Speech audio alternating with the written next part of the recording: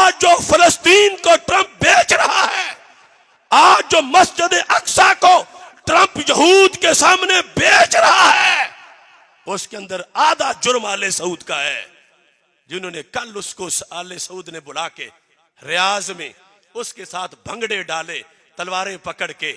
اگر تلواریں اس کے مقابلے میں لہرائی ہوتی تو ٹرمپ کو پتا ہوتا کہ مسلمانوں کے مرکز میں غیرت ہے۔ اور جب تم نے ٹرمپ کے یہودی داماد کے ساتھ بیٹھ کر محمد بن سلمان نے سارے معاہدے کر لیے، آج دوری دنیا چیخ رہی ہے کہ مسجد اقصی میں لاشیں پڑی ہوئی ہیں، سعودی عرب کے مفتیوں کو بھی جو ہے وہ سانپ سونگ گیا ہے، خادم الحرمین بھی گنگا ہو گیا ہے۔ کیا جرم نہیں ہے لوگوں کا؟ یہود نے، نصارہ نے مسلط کیے تھے مسلمانوں پر آج کا دن دیکھنے کے لیے کہ ہم ان کے ذریعے سے سب کچھ کروا لیں گے، اور مسلمان منہ دیکھتے رہ جائیں گے۔ اور ان کے ریالوں کے پلے ہوئے آج کیوں چپ کر گئے؟ آج کیوں خاموش ہیں؟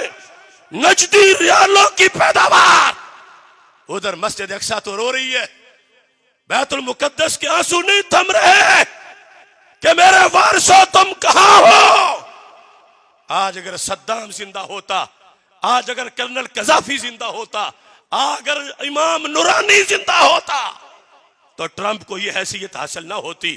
اگر ٹرمپ کو مسلمانوں پر سوار کیا ہے تو شاہ سلمان بن عبدالعزیز نے سوار کیا ہے، اور یہ لوگ سارا سودا کرا کے چپ کر گئے۔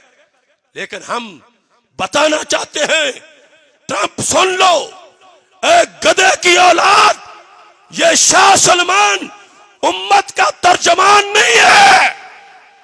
مسجد اقصی کے وارث 2 ارب مسلمان ہیں، اور میلی آنکھ سے مت دیکھنا اقصی کی مسجد کو، یہ قیامت تک کے لیے مسلمانوں کا ورثہ ہے۔ لوگوں نے قبضہ دیکھا حرم پر تو کلمہ پڑ گیا ان کا، پتہ ہی نہیں کہ یہ توحید کے معاہدے کہاں ہوئے تھے۔ میرے پاس وہ ڈاکومنٹس موجود ہیں، یہاں باقاعدہ معاہدہ ہوا۔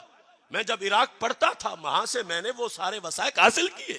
میرے پاس یہ کتابیں ان کے گھر کی موجود ہیں، میرے پاس حدیث میں دی ہوئی نشانیاں موجود ہیں کہ امت میں یہ فتنہ آئے گا کہ جو ہمارے سامنے آیا، مگر ہم فتنے کے سامنے لیٹے نہیں ہیں، ہم نے فتنے کی ٹانگیں اوپر اور سر نیچے کر کے دکھا دیا ہے۔